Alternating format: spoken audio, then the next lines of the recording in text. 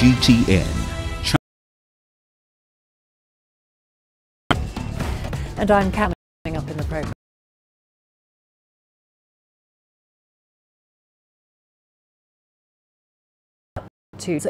Wikista Nibawa has the story.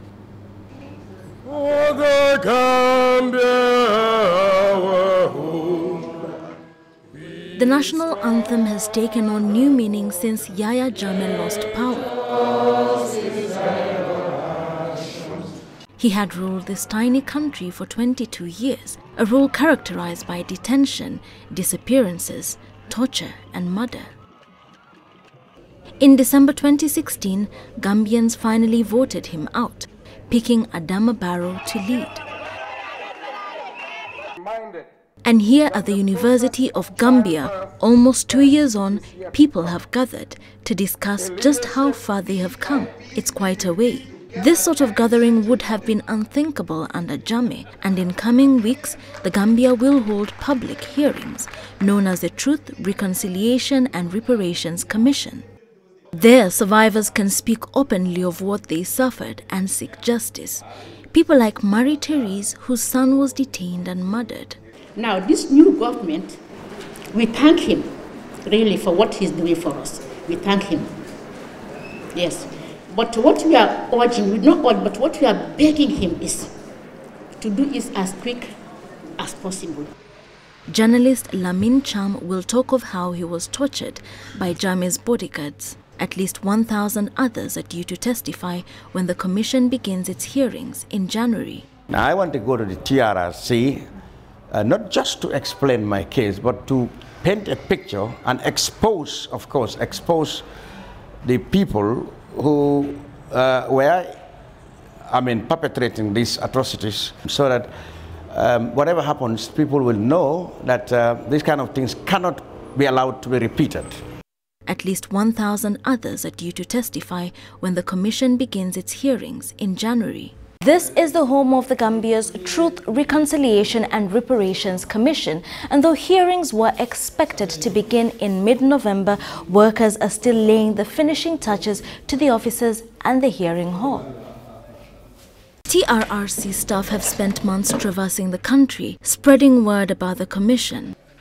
The mandate of the commission is to establish a true historical record of human rights violations that happened here from July 22nd, 1994 to January 2017. And in order to make sure that the victims of human rights violations get justice, in order to make sure that they get reparations, but also, very importantly, in order to make sure that it doesn't happen again, that it never happens again. The alleged perpetrators have also been invited to speak. How many will is not clear. As for Yahya Jammeh, he is now in exile, reportedly in Equatorial Guinea. Bulkisa Nyabwa, CGTN, Banjul, The Gambia. As the Global Compact for Migration conference in Morocco comes to a close, UN members have formally adopted a deal to protect migrants' human rights despite withdrawals. The US did not endorse the pact, and other members chose not to sign the deal, while some remain undecided. The UN says the number of atrocities reported by migrants in transit or in host countries are on the increase. Although the Global Pact is not binding, the agreement is expected to mitigate human rights abuses against refugees and migrants. The conference is taking place in Marrakesh in Morocco, a major migration route. Statistics show that more than 60,000 migrants have died on the move since the year 2000. Meanwhile, host country Morocco is central to the migration crisis as migrants see it as the gateway to Spain. The kingdom's foreign minister held a press briefing on Monday to outline Morocco's role in the support for legal migration. There was an overwhelming presence of many countries. 183 countries have adopted this document. Second, I think we should ask those countries how now they will deal with this majority of the international community, which has the same reference, which has the same principles, the same objectives. Will they continue to be isolated in their implementation of their migration policy, or will they join this common endeavor. I think there are those who haven't been engaged since the beginning. I can understand, but those who have been present during the whole process, who have negotiated, who have amended, who have adopted, and they are not coming to for the formal adoption, I think the question should be asked to them. How they will deal now with this issue? Well, let's go live now to Marrakesh in Morocco. CGTN's Jane Keogh has been covering the adoption of the Global Compact for Migration. Jane, the main event of this conference took place on Monday. What are we expecting in today's agenda at the conference?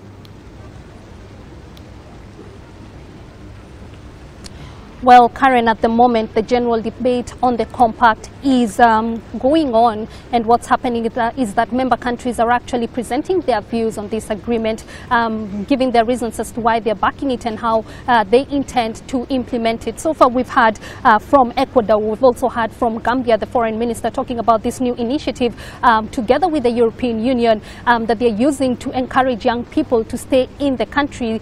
Remember, Gambia is one of the countries that has brought the brunt of migration. We also have many returnees who are going back to the country. So the foreign minister has actually been promoting this initiative. We also heard from Norway, which is one of the EU countries that has actually backed this agreement. The foreign minister describing it as a step in the right direction, which still remains ambiguous in terms of the clusters and clustering migrants from economic irregular and irregular migrants. And they said this may be a problem. So she says while her country is actually backing this agreement, it still calls for further discussion, and this will be done in Parliament and alongside the general public.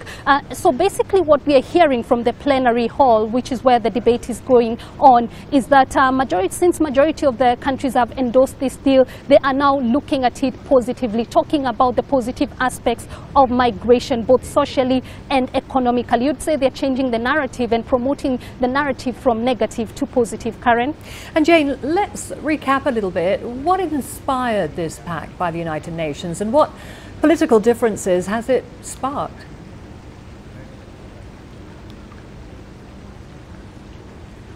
Well, you'd say the pact stems from a couple of treaties that touched on migration, but discussions and debate actually picked up following that EU crisis, or the crisis in Europe in 2015 that saw at least 1 million migrants cross into Europe from Iraq and Syria. Of course, they were fleeing the conflict, and this literally plunged the Europe and the EU into political crisis over how to deal with this issue. It became apparent that no individual country can actually resolve this issue on their own. It needed joint concerted efforts, and that's what the compact agreement is all about. Remember, the UN says there are 258 million international migrants. This number is likely to rise given the ongoing trends. So for 18 months, the UN member countries have actually been haggling, debating and negotiating this deal. Of course, there was unanimous support in the beginning, even from countries like the United States, which eventually pulled out, saying that this was actually compromising its internal immigration policies, even though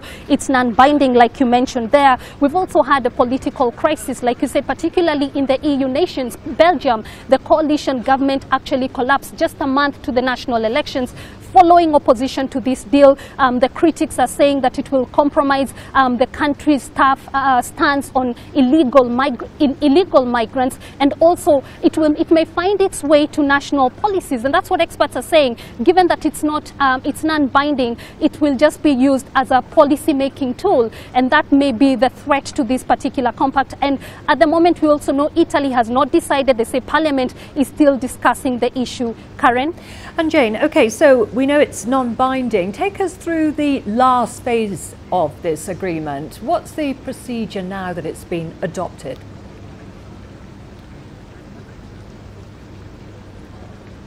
Well, what happens next is that the General Assembly is expected to endorse it next week. Then the onus will be on the individual member countries to actually implement it in their own unique way. But of course, there are a number of issues that are rising over its implementation, and one of it has to do with financing. This has not been clearly spelled out on the agreement. The other issue has to do with review and monitoring. The GCM, that's the Global Compact on Migration, talks about having an internal monitoring system that will be reviewed every 4 years. Some are raising concerns with the number of years that have been suggested, so that's also been discussed at the moment. But eventually, Karen, you'd say that given that this is not legally binding, the onus and perhaps the success of this agreement largely lies on the political will of member countries. And again, we'll have to see how this goes, given that even a majority, or you'd say the strong countries, and the absence of even of strong countries like the US, Israel, other Western nations who have refused and pulled out of this deal may actually, some experts are saying, may actually affect the effectiveness along the way of this agreement, and maybe some countries may be lax. We may see a lot of laxity in the implementation process, but we just have to wait and see. Karen. Okay, thank you, Jane, for that update on the agreement. That was Jane Keogh there on the last day of the two-day conference on migration in Marrakesh in Morocco.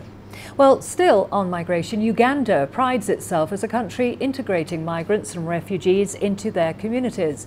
Lawrence Igulu from Uganda's Ministry of Gender, Labour and Social Development was also in Marrakesh for the adoption of the Global Compact. This is what he had to say about how the agreement helps Uganda. Yes, Uganda has lots of refugees. In fact, 1 in 10 people you meet on the streets is a refugee, which is quite significant given the size of Uganda and its economy. Now, for us, refugees are not seen as a challenge or a problem. They are seen as an opportunity, so we don't encamp them in settlements, but rather they are part of a community, and therefore what this compact in terms of content and aspiration says is what Uganda has been doing for a long time in terms of hosting refugees, giving them livelihoods, they give them land, they give them employment opportunities, they're allowed to open up businesses and to participate in the communities in which they live. So the compact simply reinforces what we've been doing over the years in terms of our approach towards the refugee situation. As you know, in 2016, Uganda adopted one of the most proactive refugee laws, perhaps in Africa, perhaps in the world, and we would like to make sure that we simply strengthen that in terms of our work with refugees. Migration is as old as humanity itself, and we've taken it from that angle. Uganda has hosted refugees. It's a transit point for migrants, and it's also a sending country as far as migration is concerned. And we've seen benefits out of it.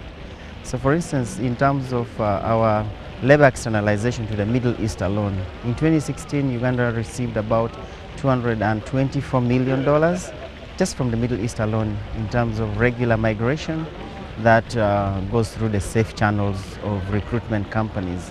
Now, this is just one little part of it. Money is not everything. But if you talk about the skills that these people come back with, the mindset change in terms of attitude towards work, time management, the kind of businesses that they have started, it's tremendous in terms of the returns that the country gets out of migration. Of course, not every country sees migrants or refugees the way Uganda does. There are those who want to close their borders. There are those that do not want to build bridges to allow in refugees and migrants. So that definitely will be a problem for those countries that would like to, for instance, cross the Mediterranean, go to Europe, or get into North America. There are visa issues. So those are some of the challenges that we foresee as coming. Secondly, obviously, partnerships. There is money out there, but still money is scarce in terms of implementing the 23 objectives of the Global Compact. We're going to a short break now. Don't go away. Lots more to come, including DRC Nobel laureate Mukwege is worried Congo vote could lead to war. And UN raises alarm over rising cases of obesity across the continent.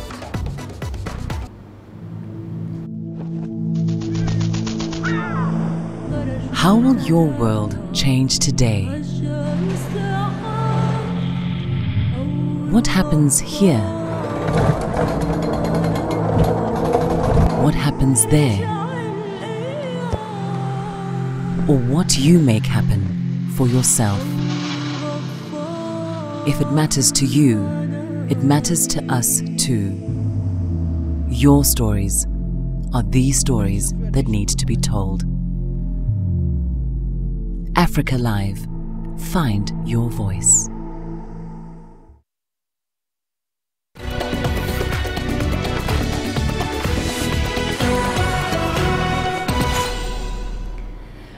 President of the European Council, Donald Tusk, has called a special Brexit summit this Thursday. This comes as a response to the postponed parliamentary vote in Britain. He said on Twitter that the summit will focus on how to help the British government ratify the exit process. But Tusk warned that EU leaders will not renegotiate the Brexit deal, including the Irish border backstop. He also said that the EU would prepare for a no-deal scenario. CGTN's correspondent Mariam Zaidi has more from Brussels. But the news from Brussels at the EU Commission's midday briefing, they just gave a short statement on this European Court of Justice ruling that the UK can unilaterally cancel Brexit. They said that they take note of the judgment, but that they have an agreement, this withdrawal deal, on the table with the UK. And quoting the EU Commission President Jean-Claude Juncker, they said that it's the best and only deal possible. The EU will not renegotiate.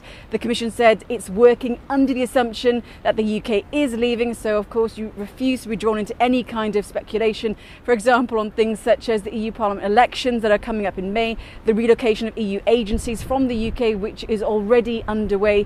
But saying that, will the Commission now have a rethink? You know, in the building just behind me, lots of meetings are no doubt taking place. And of course, don't forget, the EU summit is coming up at the end of the week from Thursday. So all of this is getting very interesting indeed. Now, that summit was also billed as the last possible moment to do a deal on Brexit. So if Theresa May does in fact turn up for this summit and looks for more concessions, or perhaps she even comes ahead of the summit, no doubt EU leaders will ask for ironclad guarantees that a new tweaked deal can get through her parliament. Otherwise, why would they bother renegotiating with her or anyone else?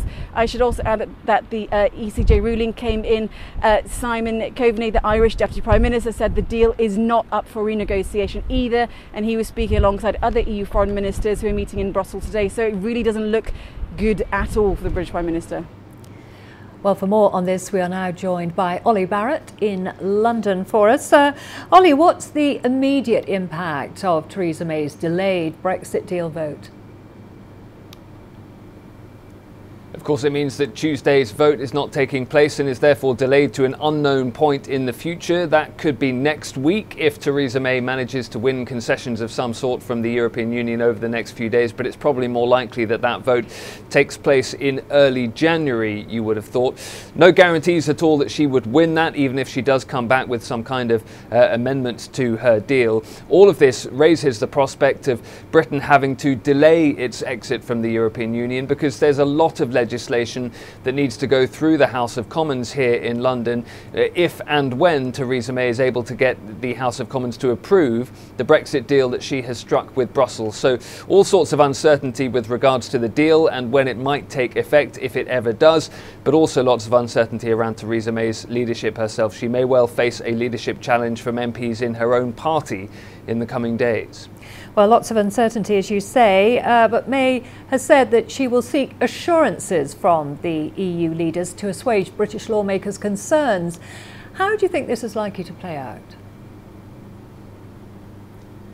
Very hard to see what Theresa May can win from European leaders that will satisfy those MPs in her own party and others in Parliament who are very concerned about the Brexit deal that she has struck, particularly with regards to that Northern Irish backstop solution to keep the border flowing between Northern Ireland and Ireland in any eventuality. Theresa May herself says that her deal, the deal that's been agreed already, remains the best deal on the table, that she's not going to look for a wholesale renegotiation of that agreement, and we've been hearing from Jean-Claude Juncker, the President of the European Commission, saying there's no room whatsoever for renegotiation. So basically what Theresa May is trying to achieve here are clarifications, assurances, perhaps some extra legal language that she hopes will reassure some of her MPs back home. But it's very hard to see what she can achieve from those European leaders that would change the minds of enough MPs here in London to vote through her deal eventually. Well, as you say, it is hard to see. So run us through some of the most probable scenarios and if there are likely to be any amendments to the deal. Yeah, there aren't that many scenarios because of that sense that the European Union is not going to head into a major renegotiation. And so what we are looking at is perhaps some legal language, some assurances, as I say, that Theresa May wants to win from the European Union. But if and when she gets that back to the House of Commons, that is when the strategy appears to be to essentially run the clock down now. Britain needs to leave the European Union at the moment on March the 29th of next year. Theresa May be hoping that if she runs that clock down, by the time she gets a tweaked deal back to London, then MPs will be staring down the barrel of a so-called no-deal Brexit and all the chaos that many economists believe that would bring. She may be hoping that at that point, if she can push that date further back, that some MPs will decide to back her rather than head towards that no-deal situation. Okay, thank you for that update. That was Ollie Barrett for us in London on the delayed Brexit deal vote. Nobel laureate Dr. Denis Mukwege has voiced concerns over the elections in his home country of DRC. The country is set to vote for its next president on December the 23rd. President Joseph Kabila will not be seeking a third term, instead picking Emmanuel Ramazani Shadary as his successor. The elections come after repeated delays and protests. Electoral preparation and a lot of military preparation. I'm very worried that these elections will not be free, fair, credible and peaceful. The European Union has extended sanctions against DRC President Joseph Kabila's chosen successor. The measures include an asset freeze and a ban on entering the EU. Kevin Osbeck reports now from Brussels.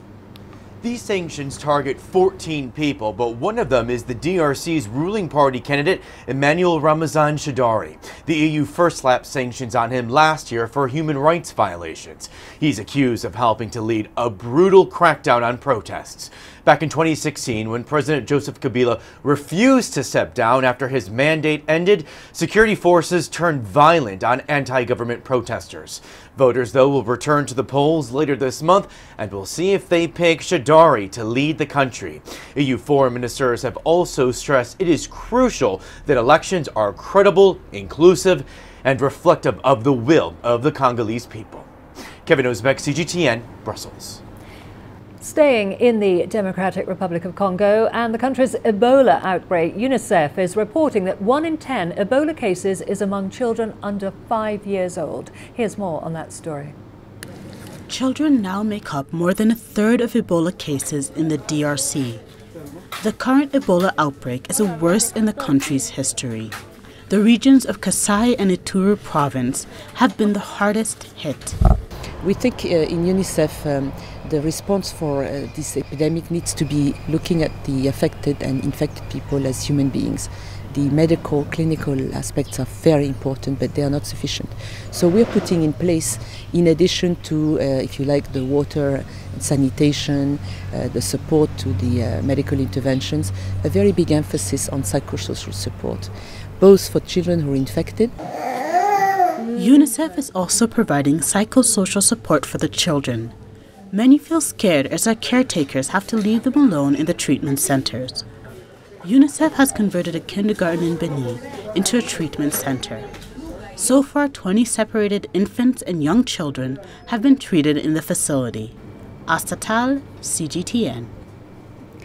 According to the United Nations Food and Agriculture Organization, over 672 million people across the world are obese, and the African continent is experiencing some of the highest levels of new cases of obesity.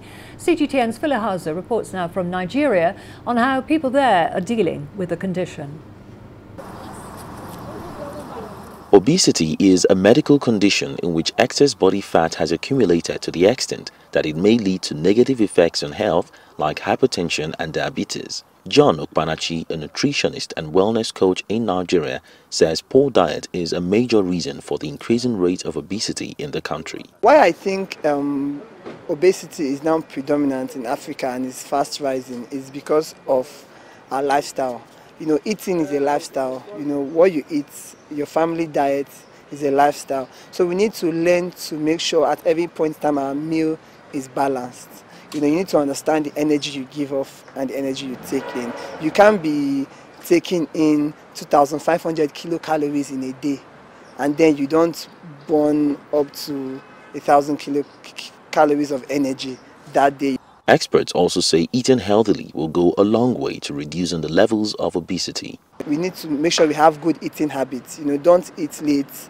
You know, don't skip breakfast and all of these things. It has to become a habit and eventually a lifestyle. So I think we need to change, you know, the lifestyle, the eating lifestyle generally in Nigeria and Africa as a whole. The habit of eating junk food, mostly in the cities where many work round the clock and don't exercise, is starting to change as more people are worried about the growing cases of obesity. The nature of my job, I'm most times in the office, sitting down on the laptop and working. So whenever I'm unable to make it to exercise, I feel that I'm losing out on my health and fitness. So I quickly create time to go back to exercise. I'm doing exercise because I want to be fit, I want to have a slimmer shape, and it helps in blood circulation. This government-created park is designed specifically to allow residents to exercise and work out. However, health professionals say that exercise is just the beginning and more needs to be done to educate people on healthy eating. Phil Ihaza, CGTN, Abuja, Nigeria.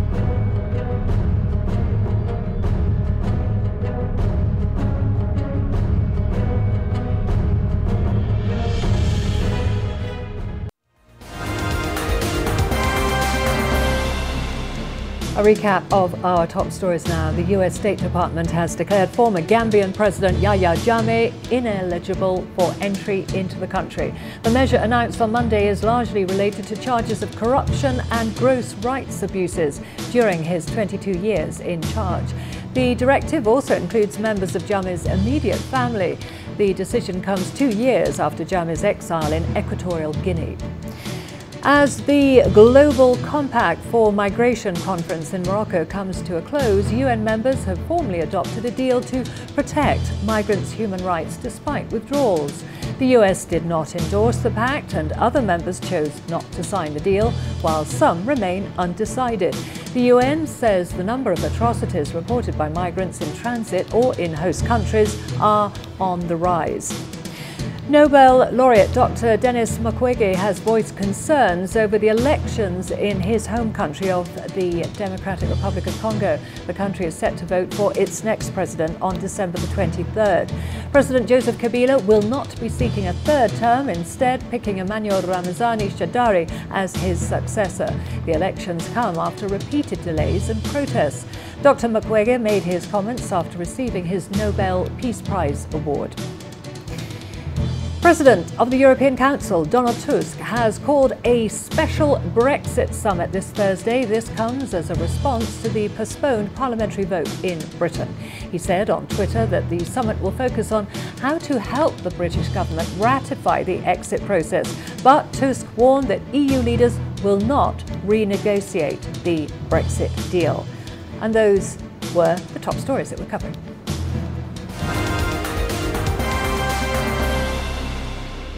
Well, we are going to a short break now. We've got all the business news when we come back, including Tanzanian firm bags $32.5 million to provide off-grid electricity to rural homesteads. And Japanese car maker Nissan accepts liability for the damaging Gosen financial scandal. Africa is the nexus of enterprise, and global business will tell you why it matters. From the mega investment projects to multi-billion-dollar mergers and acquisitions. Africa today collects, just in terms of revenues from taxes alone, $545 billion a year. If you take 10% of that and you devote it to the energy sector, problem solved.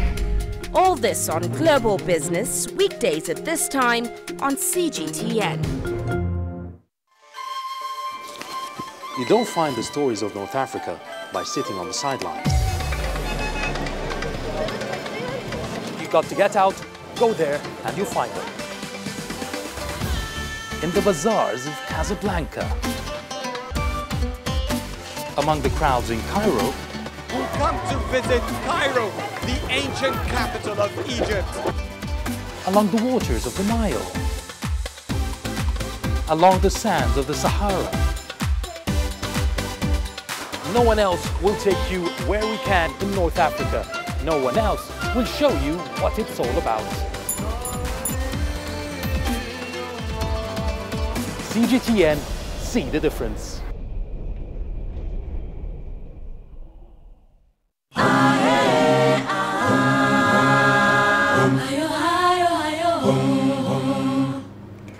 A Tanzanian renewable energy company has received a $32.5 million loan to provide off-grid power to rural communities. Zola Electric and Symbiotic signed the deal with Dutch development bank FMO. The financial infusion, which will be used for capital growth, is expected to offer over 145,000 households access to reliable and affordable power. Some 2,100 new jobs will be created in the expansion of the renewable energy venture. According to details of the agreement, the Dutch Development Bank has arranged a loan of $5 million from the Access to Energy Fund. The funds will be matched with an investment of $12.5 million from FMOA and $15 million from Symbiotics. Japanese carmaker Nissan, currently at the centre of the infamous Ghosn scandal, has committed to take responsibility for the misconduct of its ousted chairman. The company has been indicted for filing false financial statements. Hiroto Saikawa, the CEO of Nissan, has said that the company is prepared to be held liable for the financial misconduct scandal involving Carlos Ghosn. The ousted chairman has filed a complaint against the Tokyo District Court's decision to extend his detention. Ghosn was rearrested on fresh allegations of financial misconduct. The court had approved Ghosn's detention for 10 days after his rearrest. He's facing charges for underreporting his income. He's not made any statement through his lawyers in Japan, but has allegedly denied the allegations. Today, alongside the two masterminds, the company has been indicted. Since this case, which was fully due to personal motivations, the company has been prepared to be held liable, and we have been proceeding on the basis that the company should be held liable. We are ready to face the potential of undermining the public's trust in the company and the results. But at this stage, the most important mission for the company's future is to remove these serious fraud accusations, including the indictment and the financial misconducts, for totally private purposes. Over in Canada, the bail hearing for Huawei CFO Meng Wanzhou is set to resume. The judge in Vancouver is expected to issue a ruling on the matter. The US has accused Meng of helping her Chinese company dodge US sanctions on Iran. Beijing has delivered a firm warning to Ottawa and strong protest to Washington. CGTN's Hendrik Sibrandi reports. Well, this was day 2 of the bail hearing for Meng Wanzhou, the Huawei CFO, who was arrested here in Vancouver at the airport a little over a week ago. She was on her way from Hong Kong to Mexico when she was apprehended at the airport. She's been in custody in jail ever since. Now today in courtroom 20 here at BC Supreme Court, her lawyers argued why she should be released on bail. They listed some of the reasons. They said elaborate electronic security precautions have been rolled out and prepared to make sure that she is not let out of a security team site. She has a home here in Vancouver. They'd be monitoring her basically 24 hours a day. The Meng family is prepared to offer the 2 homes worth $14 million in addition to $1 million in cash as surety to make sure that she didn't leave. The Crown, for its part, says there are plenty of reasons why she would escape, why she was a flight risk potentially. They say she's got the means, she's wealthy enough that this is something that she's very likely to do. That's the latest in Vancouver. Hendrik Sibrandi, CGTN. The Africa 2018 Forum in Sharm el-Sheikh in Egypt was about business for Africa. And on the sidelines of the event, the Young Entrepreneurs Day took place. Panel discussions focused on means to encourage and support young entrepreneurs in Africa. Yasser Hakim has more. Yasin Iddi is a young Tanzanian innovator who is in Sharm el-Sheikh seeking funding for his new project back home. Evergreen East Africa is a startup company that recycles waste and plastic material and processing it together in artificial woods, and then we create furniture from the waste. Evergreen was founded by 2 young Tanzanian, most innovative and entrepreneur, myself and my lovely sister Ash Abbas. He says it's very tough for a young African entrepreneur to find any source of funding or investors who can believe in his ideas. My target is to reach up to 20 to 50 tons per week. So the problem still on me is all about the capital and area or space for operation. And as you know, I'm working under manual working processing, so it is manual. And you know the manual processing, it takes a long time. Technology for me and the goods machine, we can reach the goal. He is one of millions who are seeking better living conditions by setting up small businesses. However, there are multiple challenges, mainly market access and market finance. Experts at the forum emphasized the need by the African governments to facilitate market penetration of products from different African countries. Becoming bigger, you need to have access to markets, and access to markets is actually in the hands of government. Governments need to actually step up now. We heard earlier that there's a 51 country agreement to create a free trade area in Africa. We need it to happen. It needs to be implemented. Technology has made it easier to establish SMEs and market it through the internet. But the government facilities are still lacking. Governments need to also understand how are we going to get our young people who are graduating from our universities, who have aspirations, who have dreams, who want to build businesses, how do we actually ease their life and make sure that they're able to do whatever they want to do quickly and the lowest cost possible. Youth in Africa have the talent for innovation and technology, and some foreign investors are capitalizing on it. We knew that there was really unbelievable talent on the continent and untapped talent, and we see that validated every single day. So we've had over 100,000 applications to our company, Andela. We accept just under 1% of those, and so it is top software developer talent. Those people are in the top % of problem solvers and in the top % of IQ. And they're working for clients, North American clients, clients in Asia, clients in Europe. Experts believe that there is huge potential in Africa for young entrepreneurs. However, what is needed is the proper tools and regulations from the state and the community to help the youth succeed in business. Yas Hakim for CGTN, Sharm el-Sheikh, Egypt. The olive picking season is one of the favourite periods for farmers and landowners in Tunisia. The governorate of El Kef is well known for preserving its ancestral traditions of harvesting olives and extracting extra virgin olive oil. Adnan Chouachi with the story. The olive harvesting season kicked off this week in the mountainous region of Essirs, northwest of Tunisia.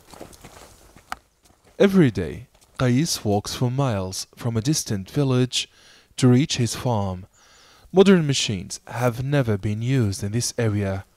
People here cling to hand-picking traditions. I inherited 600 trees from my ancestors. I'm harvesting in the same old way. I know that technology has revolutionized agriculture, but I love olive trees. I cannot hurt them with machine noise.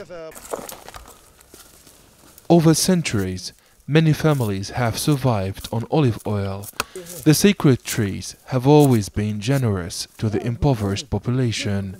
Boujama remembers his first harvest during the Second World War.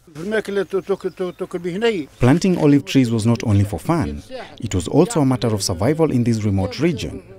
I still remember how I accompanied my grandparents during the winter picking season. I lived to harvest the olive trees and to hold the sacred olive in my hands. This is the last smoking chimney in this town. It is the symbol of one of the few remaining traditional olive oil mills in the North African state. Here, olive oil extraction is believed to be an art and a gift, which require patience and skill.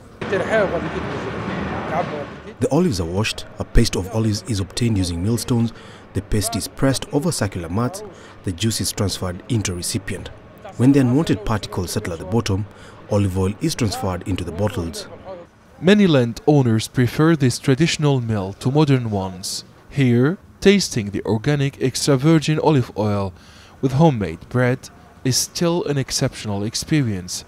It is a pure and genuine Mediterranean tradition. When olive oil is extracted according to traditions, it is healthier. The golden liquid remains tasty and shiny for 12 months or more. I've never used any drug from a pharmacy. Olive oil is my cure. There are hundreds of centenary olive trees in El Kef region. Many Tunisians have accredited their longevity and youthfulness to olive oil. The Minister of Agriculture estimates that next season will yield 140 to 160,000 tons of olive oil. Tunisia was the world's second largest producer in 2018. Adnan Chouachi, CGTN, El Kef, Tunisia. After the break, mobile cinema promotes peace in the Central African Republic. When you look at Africa, what do you really see? Do you see fast-growing, endless deserts and parched earth? Or do you see the biggest opportunity for an agricultural revolution in a generation? Do you see crowded, unplanned cities or vast, untapped markets? Do you see a population at risk? Or do you see a billion-strong opportunity to grow the next wave of multi-billion-dollar firms in Africa? When you look at Africa, what do you really see? Join us in Global Business and see Africa through our eyes.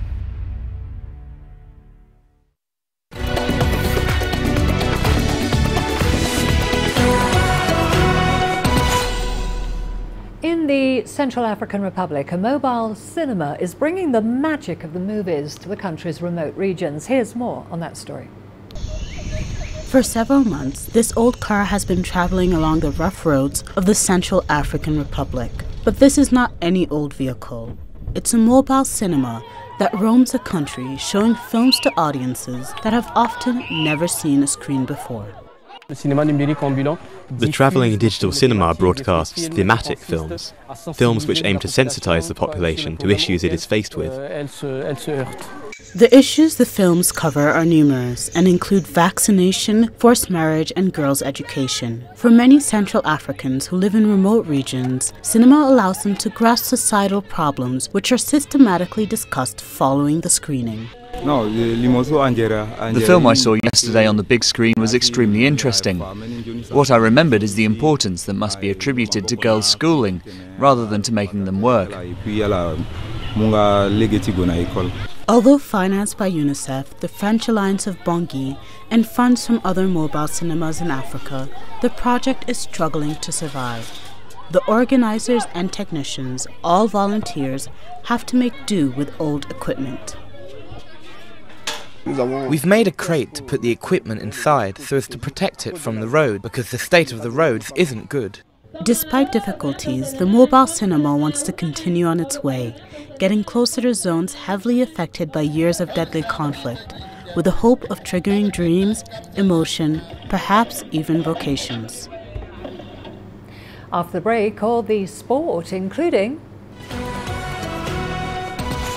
As the euphoria fades, South Africa come to terms with a tough Women's World Cup draw.